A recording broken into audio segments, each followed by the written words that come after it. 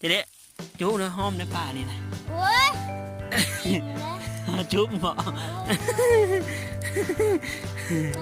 เดี๋ยวลองมือ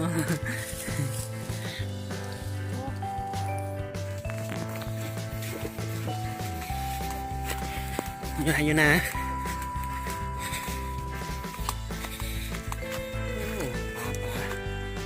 ไปไปเละตาเป็นลาเป็นแรงซ้ำ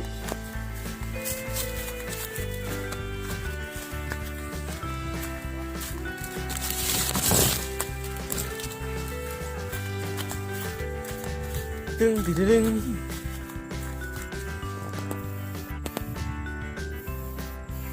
เอามาเจ้ากลางอย่างเลยกลางเมื่อกี้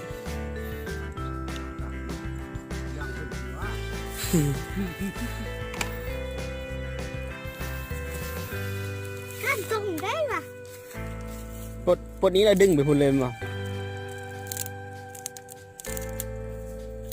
ได้ เละทั้งซี่จับทั้งซี่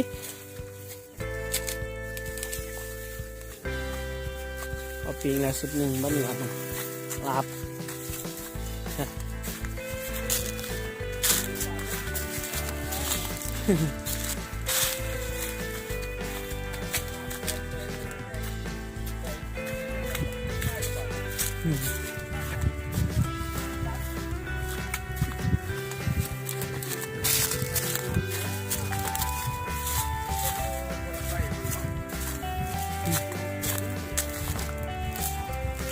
ลงอาบน้ำเลย จะได้สิลงบ่เลิกบ่เลิก คุณแล้วคุณกล้างหัวเลิกก่อน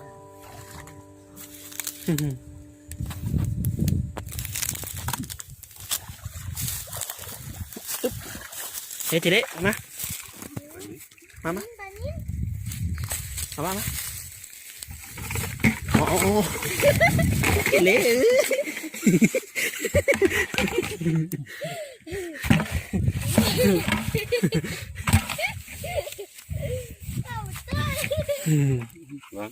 ใส่เนาะ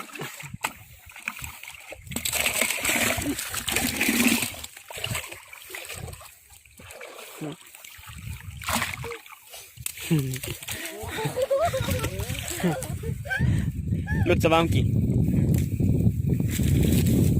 ตัวนั้นอยู่บนเนาะ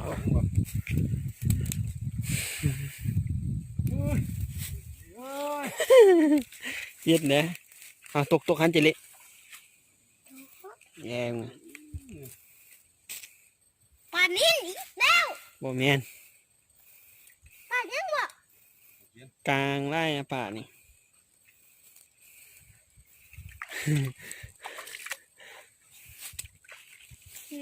เอาสิตกนะขึ้นมาจะไปจับปลาเลย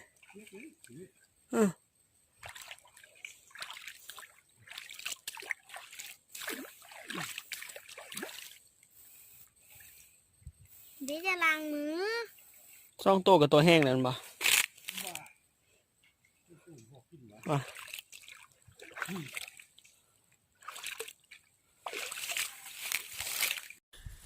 เอาพี่บ่ได้เอาทางซี่ไปวะแป๊บเล่นปากเกเรกันเอา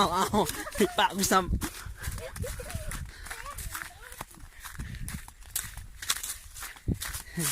เอาตกน้ำครับงา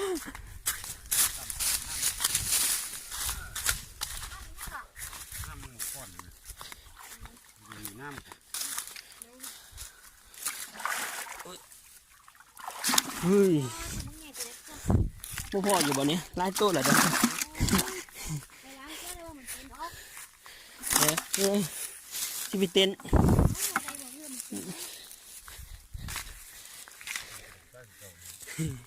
ไงเติบ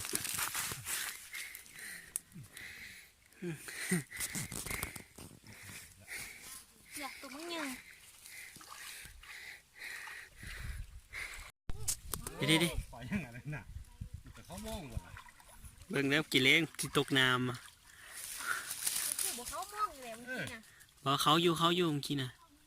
คือว่าลอยสิแหละ มันจะมาตั้มซะนะแม่ไม่บอกนะ ไปว่า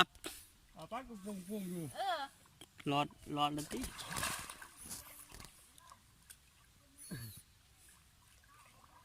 บ่เลิกปานใดเนาะ บัดยามนำขึ้นนี่เต็มตะลิงเลยนะเว้ยนี่มันอยู่หัวผู้เลย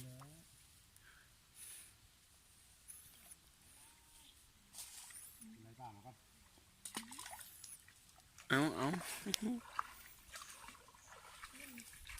เดี๋ยวไม่ต้องหัวจักกินไหม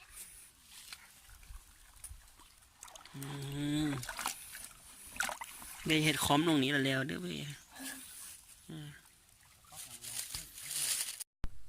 ไปไล่ปลามาแล้วแล้วเจ๊มิดปลามชิมาอย่างนี้นะได้ปลาก็มาเลยนะ ใครได้บ่น้ำบุลึกเนาะ ยังนี่ก็ 3 โมง 3 โมง เฮ้ยเต้นแล้วบัดหนึ่งมันอยู่แคมป์พี่แล้วปลาน่ะมันอยู่แคมป์ มื้ออื่นเช้าก็ไปซื้อตู้ เพื่อนแคมป์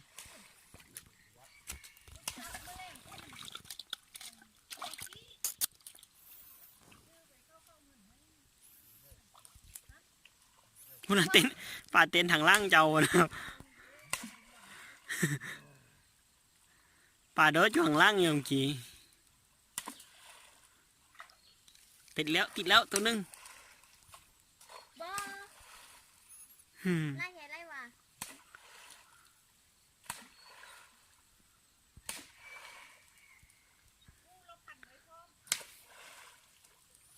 ลุ้นเฮ้ยพอดีได้กูเลยวันนี้นะ นั่น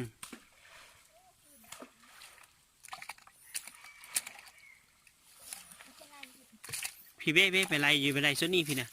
ชนแคมฟังไปนะ โอ้ย เบ้รุดซ้ำ ตัวใหญ่เลยเนาะ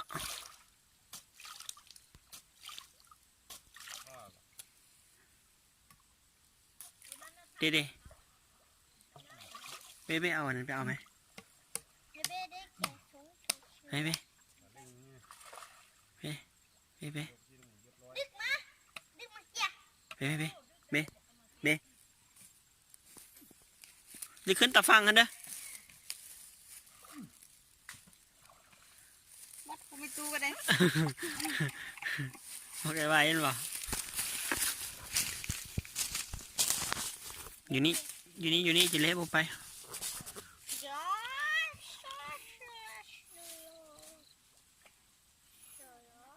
นั่งอยู่ข้างกลางอยู่นั่นเนาะเฮ้ยที่จีนี่เอาเต้นขาวมอง แต่ก็คือเกาไปติดตัวนั้นคือเกา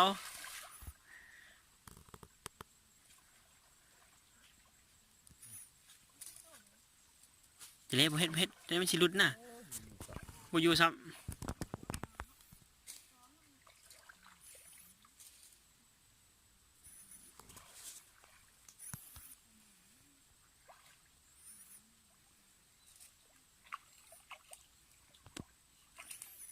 มันอยู่แคมป์เด้ปลานินมา มาดึงมาจ้ะ กลางมันสิติดปลาในติ ดิ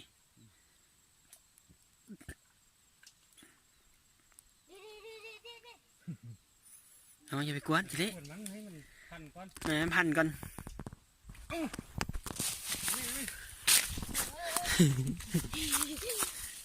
ใครแต่มันข่าอยู่นี้เบ้มาเอาทั้งมาเด้ออย่าไปกวนปะมันก่อนอยู่บนไว้น่ะเบ้ทางซี่เอาไหมน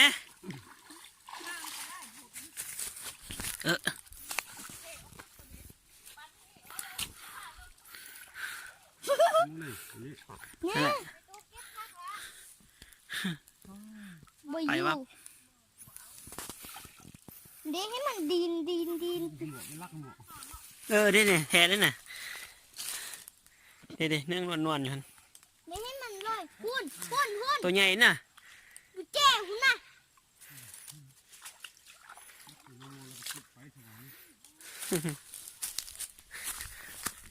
นี่นี่นี่หุ่นน่ะตายย่างนะ ตัวใหญ่ตัวนี้ เละจะมา นี่อย่าให้มันจับบ่ได้ เอาไว้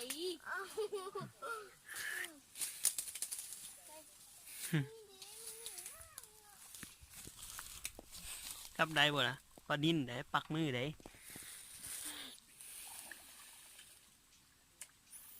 เพ่พี่อยู่ทางพี่เขาจะไปจับเองตัวนั้นนะ มีเคี้ยวใส่มีก้นก่อนนะ มันกัด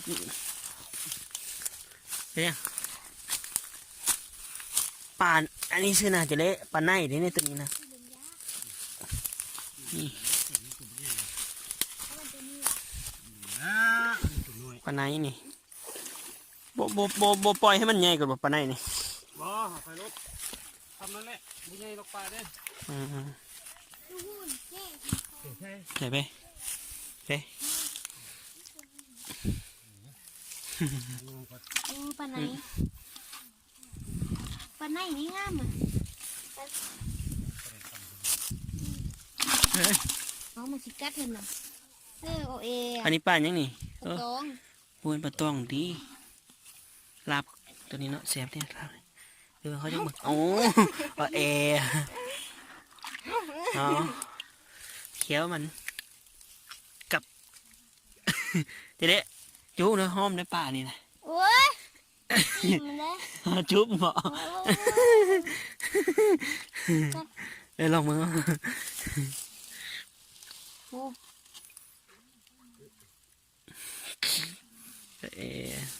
พอละตีของมันนะนี่ป่านี่นะป่าในนะมันจะมีกลางมียัง ใส่คู่ใส่ ไอ้ละบานนี่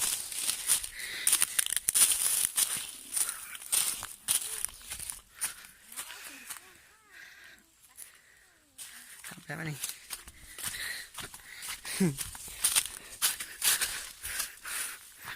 อ้าวมาเลยบอกกลับวะเสียเสียน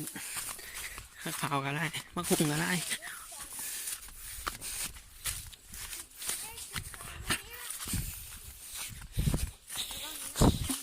เอาเลยนี่มาให้ดูเปลี่ยนกัน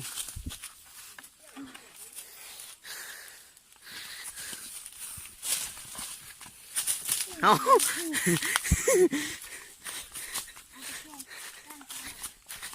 กลับบ้านพอแล้ว